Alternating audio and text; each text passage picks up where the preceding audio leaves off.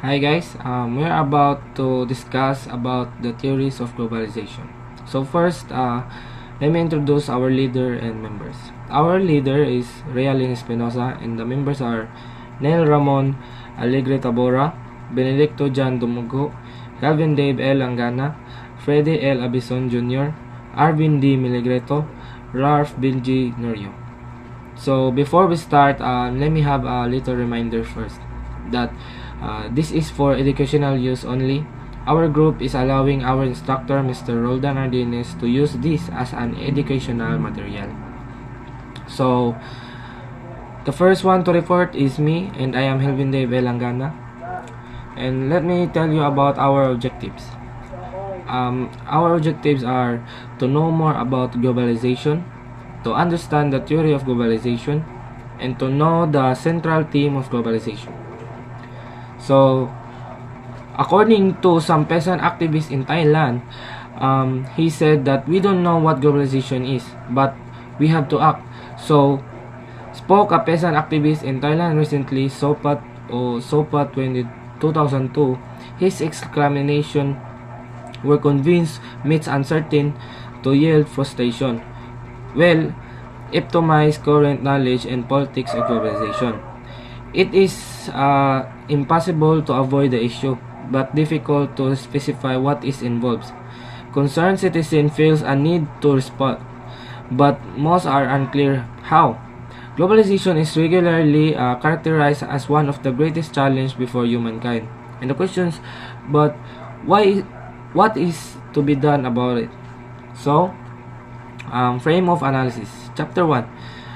In globalization debates, surveyed the wide array of claims and counterclaims that have been made in connection with globalization. Regarding definition, for example, some people equate global relation with international relations, while others emphasize a difference between the two notions.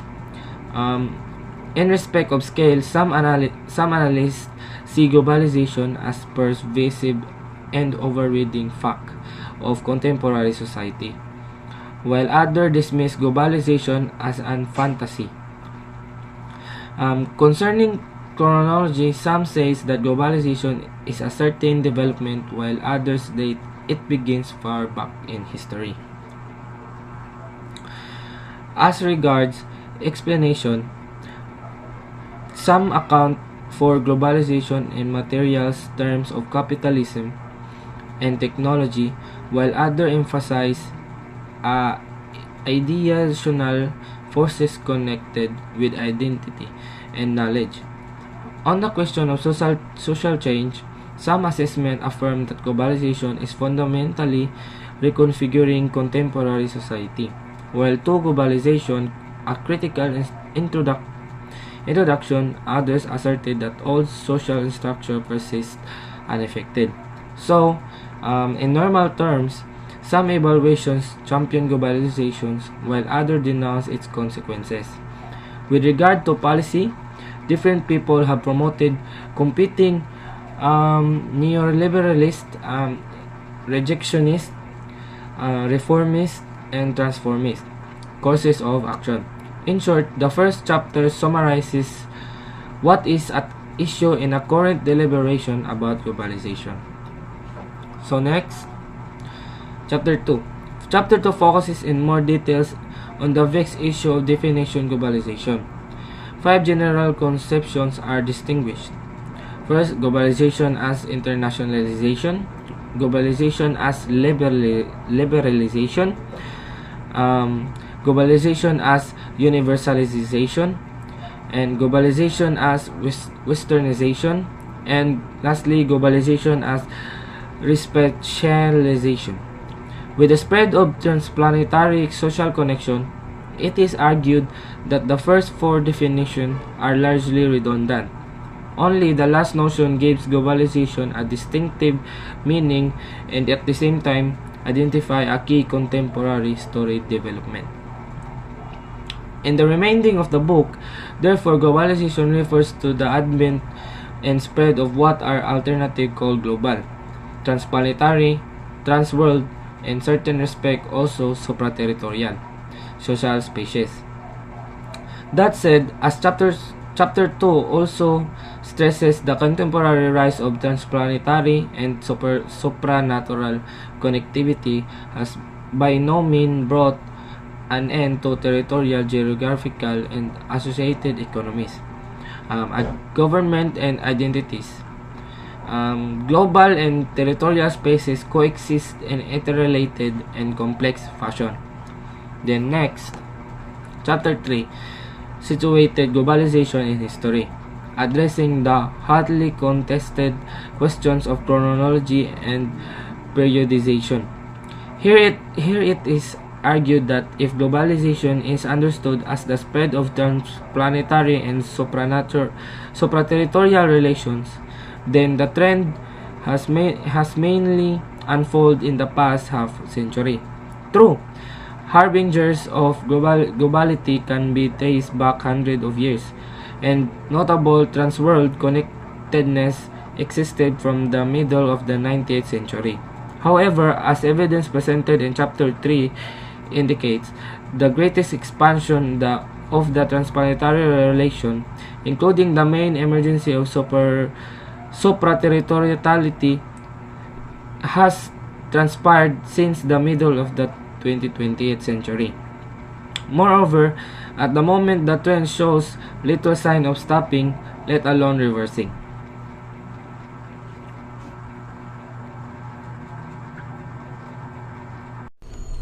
So I am Engine Cadet Dumugo Benedict Jan. So I'm the second reporter of this group 1. So chapter 4 explores explanations of globalization. This issue is key since explanation forms on a basis for prediction, this prescription, and action. Assessments of consequences of and workable policy responses to globalization depend largely on interpretations of the forces that have generated that trend. So, the first half of the chapter reviews a number of contending theories of globalization, so including liberalism with its emphasis on market economics, political realism, and with its emphasis on power politics, Marxism with an emphasis on capitalist dynamic, constructivism with its emphasis on intersubjective communication, post-structuralism with its emphasis on knowledge, power, and feminism with its emphasis on the gender relations. The second half of the chapter that elaborates the dialectic historical sociological approach that is adapted in this book. So talking that perspective, the rise transplanetary connectivity is argued to result mainly from a combination of this is a certain turns in capitalist development. Second, which is B, and an enabling regulatory apparatus provided through a host of state, suprastate, and private governance mechanisms. C. Several circumstances in the construction of identities, and D. is important aspects of modern rationalism knowledge. So in sum, part 1 establish that globalization is a destructive and significant feature of a recent work history that involves several of the core forces of modern social relations. True, much talk of globalization is a model redundant, unsubstantiated, and hype. However, the concept of can be constructed in ways that it brings to light important circumstances of contemporary society that other vocabulary and analysis does not reveal. So next, so normative, the policies issue, the policies issue, the change and continuities associated with the globalization can have both positive and negative impacts on the quality of life. The normative evaluation of globalization undertaken in the third set of the chapters highlights the themes of human security, social equality, and democracy. Some readers might expect issues of economic efficiency also to be highlighted as a principal policy concern. So, for example, the mainstream economists would tend to judge globalization largely in terms of the gains of or losses that brings to the productive deployment or of world source world resources. However, the perspective taken in this book regards economic efficiency and growth as secondary to and in the service of security, equality, and democracy. Productivity is therefore not treated as a primary normative questions in its own right. So next, so where to start? So many debates about globalization never get past disputes over starting premises regarding definition, scale, chronology, and explanatory framework. On a definition, people have often conceived of a globalization in a radical different terms, thereby taking past each other from the outset. On scale, people have made widely varying assessments of the extent of globalization. At one end of the spectrum, certain observers claims that today's world is fully globalized. I mean, at the opposite pole, ultra skeptics deny that any globalizations whatsoever has occurred. So, on the questions of chronology, some accounts trace globalization back to an ancient history, while others date its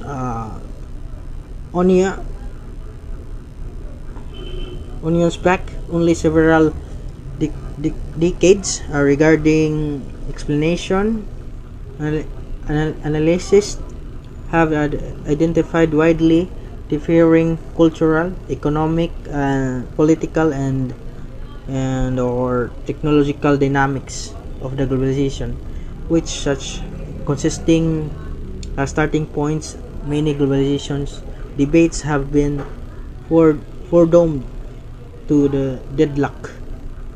So that's all my report, and again, I am Engine Cadet Dumugho Benedict Chan. Thank you. I am Engine Cadet Nel Ramon Alegre Tabora, and this is my report. What's in a word? Disputes and confusion about globalization often begin around issues of definition. Indeed, many people invoke notions in globalization without indicating explicitly what they mean by the term. For example, various commentators have described globalization as a stage of capitalism or late modernity without specifying the content of such phrases, or authors have made unfocused remarks that globalization is a new way of thinking. Circular definitions are not much help either, with statements like globalization is the present process of the becoming global Archer 1990. In this and other ways, globalization has frequently become a label to cover whatever strikes the fancy. Little wonder then that critics have decried the emptiness of global bubbles. As early as 1943, a U.S. congresswoman complained that it was all globalony, loosey or loose for 1943. Yet such wholesale rejections are unfair after all. Many key notions in social analysis can be used loosely and vaguely. How often does one find airtight conceptualizations of class, culture, money, law, development, international, and etc.? Moreover, some usage of globalization are considerably more illuminating than loose globe talk. A serious academic literature on the subject has developed over the past 2 decades.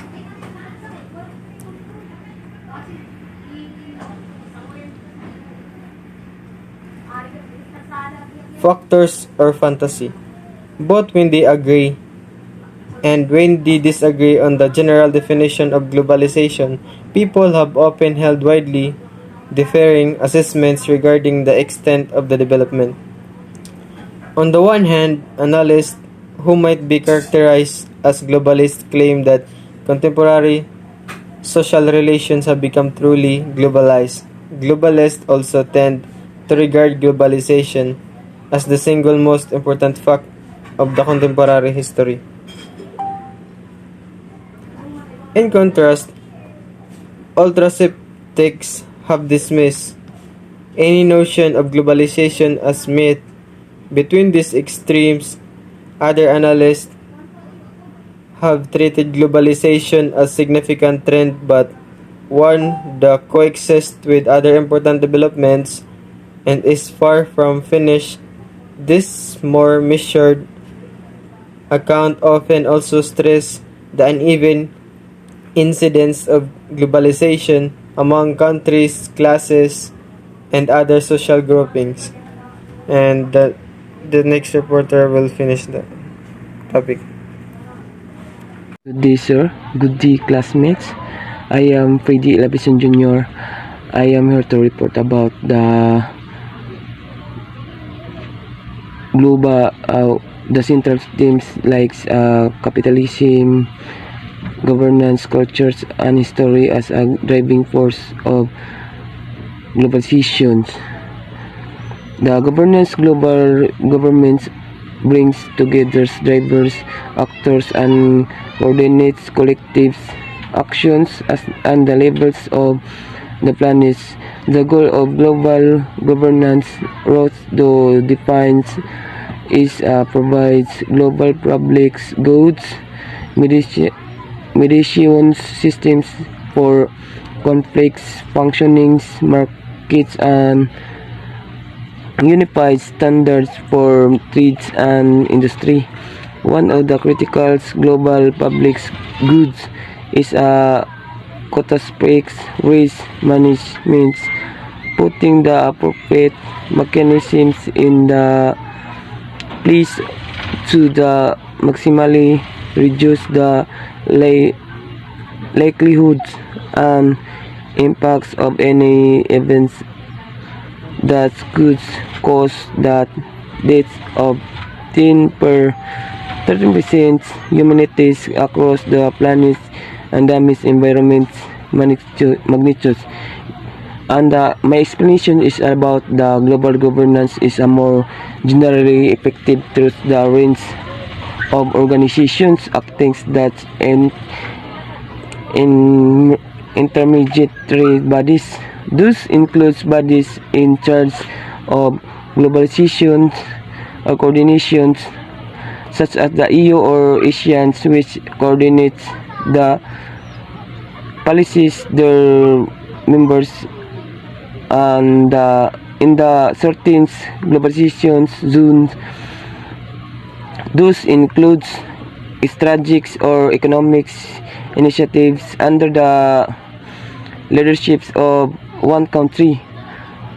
One of the sample of country that belong of US is NATO, China's Belt and Road initiatives, for instance, or more generally coordinating defense or economics integrations such as the APEX or as ANZUS. Finally, globalization's governance relies on losers norms settings forums such as the G20 or the G7, the World Economic Forums. Those do not set up treaties but offers the species for the gathering discussing ideas, the aligning policies and settings norms. These last as categories thus be extended to the multi-stakeholders institutions and aims to align global standards for instance Internet Engineering Task Force or IETF and the World Wide Web Consortiums or W3C. Capitalism as one of the most striking topics in the temporary world economies. Than discussions on globalization seems to take capitalism as the main dynamics mechanisms for process or i.e. Capital driven globalizations. Also, many researchers have proposed others alternative solutions of crucial to developments of globalization's relevance. Research is still very insufficient, and my own opinion based on the points this study aims to explore driving forces, action mechanisms, manifestations, and influence of contemporary globalization process in a more comprehensive way, particularly focusing on the dynamic mechanisms of globalizations other than capitalism and trying to explain the interactions between various dynamics mechanisms. Overall, this is proper summarize three measures, but not all, dynamics mechanisms of the contemporary globalizations, capital driven states driven and interstate cooperations driven. These three dynamics mechanisms act on different space in different ways, different influence and profound in interactive relationship on the process of globalizations. That's all, sir. Thank you. Good morning, sir, and good morning, classmates. And now we are going to report about culture. And what is a culture? On the hand, it allows of a people to communicate more with each other and learn about each other's expansions of a culture's contact in the modern world. Communications of acknowledge to the bridge gap between nations. Globalizations describe the accelerations of the integrations of nations into the global system with the development of modern means of transport and economic links.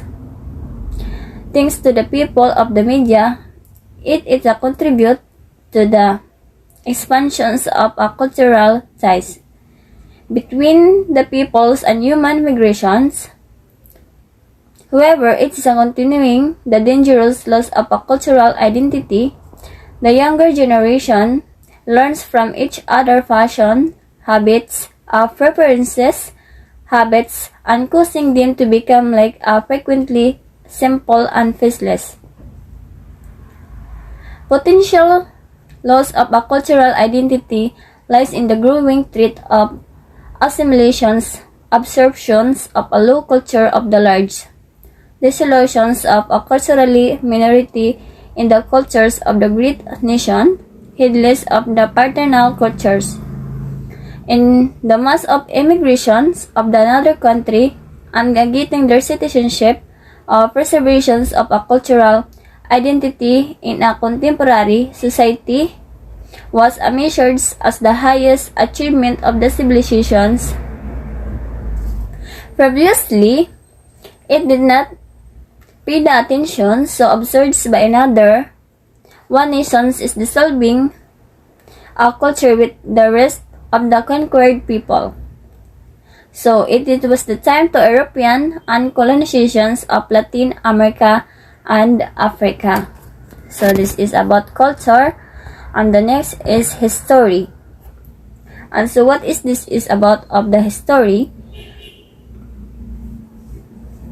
The history is rebels from the problem item agents of component of products.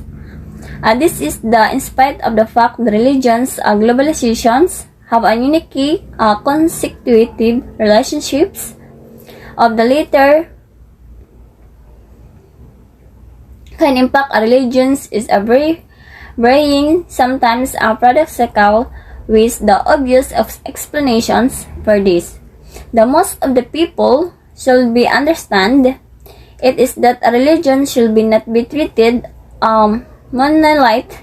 A reality is deducted by it sheer diversity and the words almost incalculable number of religious actors. For example, it was once predicted that with a force of globalizations, modernizations, and democratization, named to will lead to the inexorable decline of revisionism of religion. But today, the global resurgence in a religion is driven by many of these same force. The agents is a component. The problem is another such of products and is caused by the fact that religious actors, in addition to being agents of globalizations, actually malfunctions as a principle and is a backlash considering fact that the globalizations through the process known as homogenizations can easily upset cultural mores. It should come as no surprise that is the powers the force perceived by some religious actors as the antagonistic source of descriptions, nor should it come as a surprise. Regardless of the globalizations, incarnations be in the form of the neoliberal economical policy, religious, cultural homogenizations, Americanizations, and imperializations are something else. That these descriptions can foster oppositions among those effect actors seeing protections from seemingly relentless tides of globalizations. Even if some of those same actors might be implicated in its very genesis. And that's all. Thank you.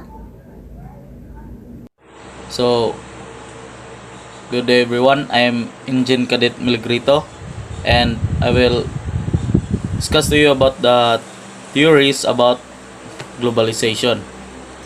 So, globalization is a relatively new concept in social sciences, especially in educational research.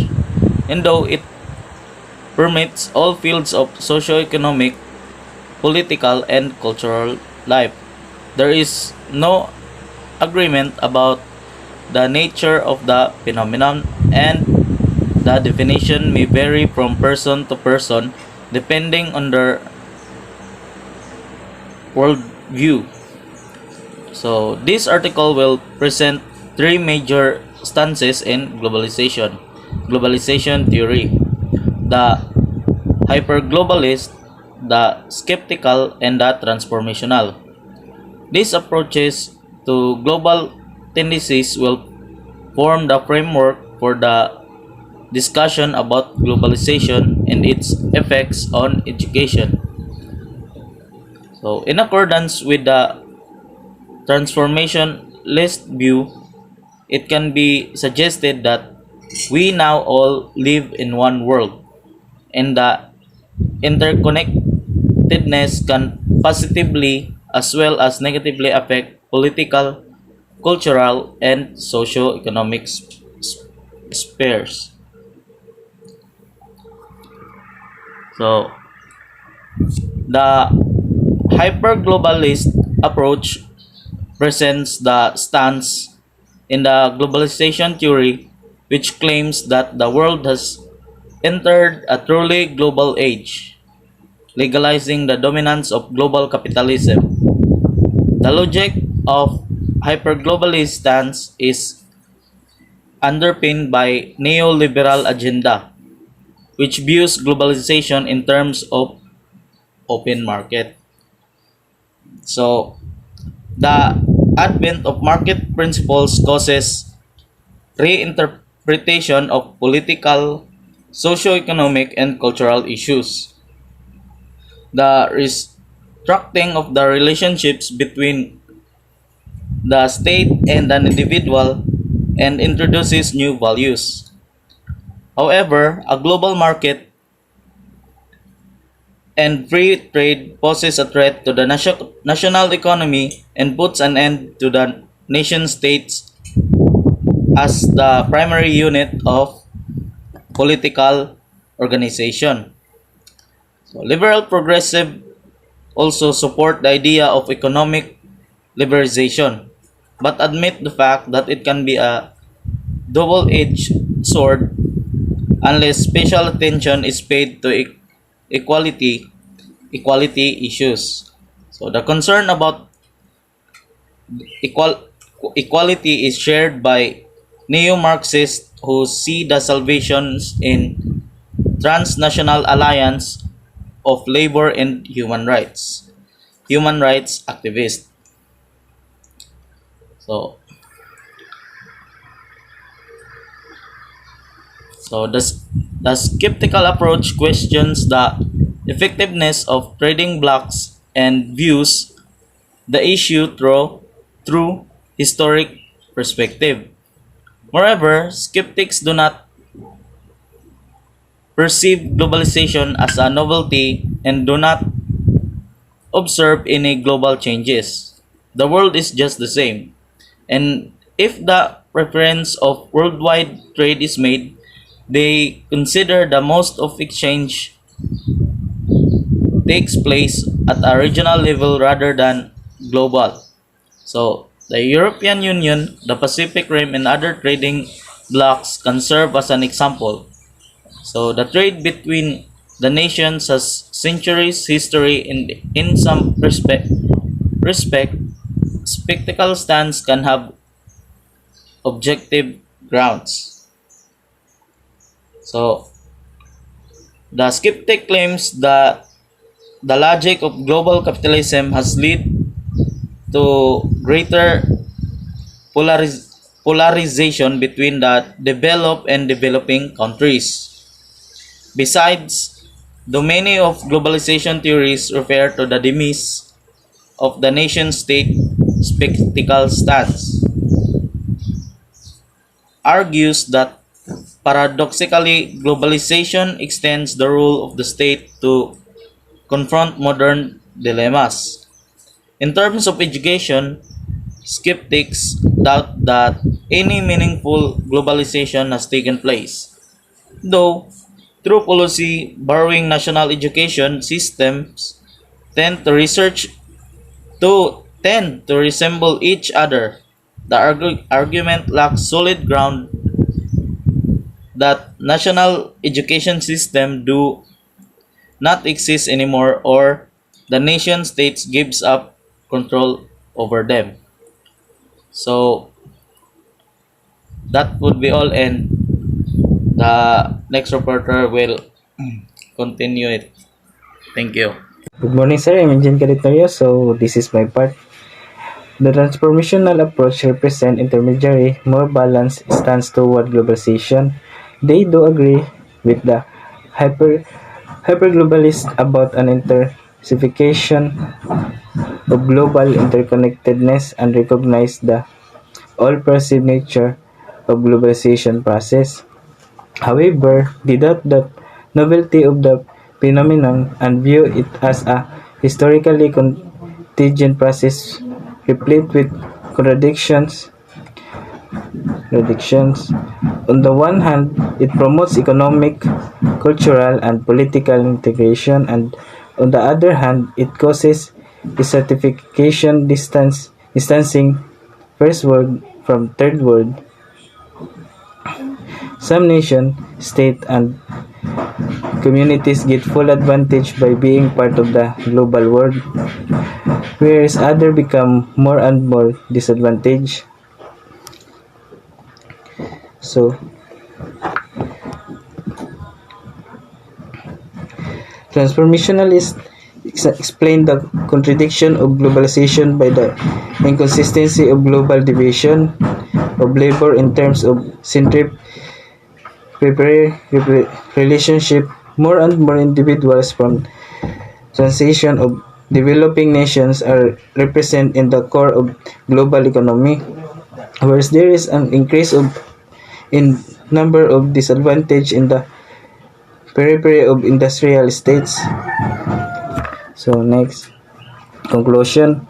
The discussion showed that globalization is a difficult concept to perceive. There is a variety of attitudes, and each of them is an attempt to define the phenomenon within its own framework. Globalization is based on nation of time and space, and a shift in dimensions cause interpretation and restructuring of the reality around us. It is essential to distinguish between three stances within globalization theory. The hyperglobalist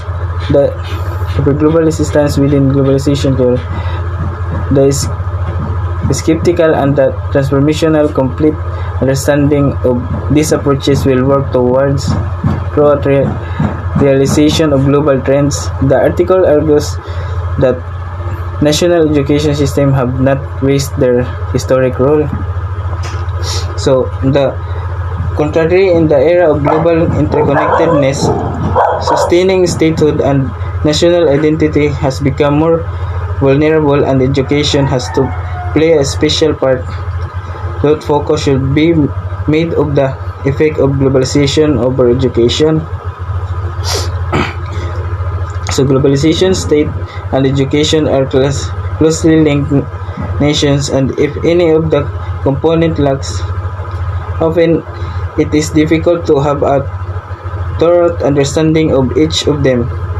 Accordingly, it is essential to realize that through the process of globalization has brought along policies full of contradiction. The transformationalist approach suggests that positive and balanced approach be employed to react to global changes, which means consolidating local and global as they are indispensable elements of globalization. So that's all, sir. Thank you. I am Elvin De Wangana, and I am also be the one to report about the theories of globalization. So first, Theory of liberalism. Liberalism sees the process of globalization as market-led extension of modernization. At the most elementary level, it is the result of natural human desires for economic welfare and political liberty. As such, transplanetary connectivity is derived from human drives to maximize material well-being and to exercise basic freedom. Then the next theory is theory of political realism. Advocates of this theory are interested in question of state power, the pursuit of national interest and conflict between states. According to them, states are inherently inquisitive and self-serving, and heading for inevitable competition of power. Some of the scholars stands for a balance of power where any attempts by one state to achieve world dominance is countered by collective resistance from other states. And the third is theory of Marxism. Marxism is principally concerned with modes of production, social exploitation through unjust distribution, and social emancipation through the transcendence of capitalism. Marx himself anticipates the growth of globality, that capital by its nature drives beyond every spatial barrier to conquer the whole earth for its market. Accordingly to Marxists, globalization happens because trans-world connectivity enhances opportunity of profit making and surplus accumulation. Then the fourth theory is theory of constructivism. Globalization has also arisen because of the way that people have mentally constructed the social world with particular symbols, language, image, and interpretation. It is the result of the particular form and dynamics of consciousness. Pattern of production and governance are second-order structures that derive from deeper cultural and socio-psychological forces. Such account of globalization have come from the field of anthropology, humanities, medias of study, and sociology. And the fifth theory is the theory of postmodernism. Some of other idea-notional perspectives of globalization highlights the significance of structure power in the construction of identities, norm, and knowledge. They are all grouped under the label of postmodernism, and they too, as Michel Foucault thus strives to understand the society in terms of knowledge power, and power structure shapes knowledge. Certain knowledge structures support certain power hierarchies. Then the sixth one theory is the theory of feminism. It emphasizes on social construction of masculinity and femininity. All other theories have identified the dynamics behind the rise of transplanetary and supraterritorial connectivity in technology, states, capital, identity, and belike. Biological sex is held to mold the overall social order and shape significantly the course of history, presently globality. Their main concern lies behind the status of woman, particularly their structural subordination of or to men. Women have tended to be marginalized, silenced, and violated in global communication. Then the seventh theory is the theory of formationalism. This theory has been exposed by David Hill and his colleagues. Accordingly, the term globalization reflects increased interconnectedness in political, economical, and cultural matters across the world. The creating shape is shared social space.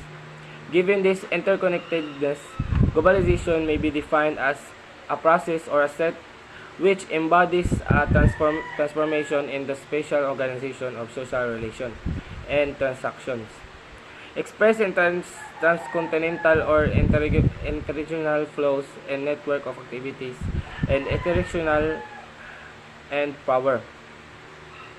While there are many definitions of globalization, such as definition 6 to bring together the many and seemingly contradictory theories of globalization into a rigorous analytical framework and proffer a coherent historical narrative.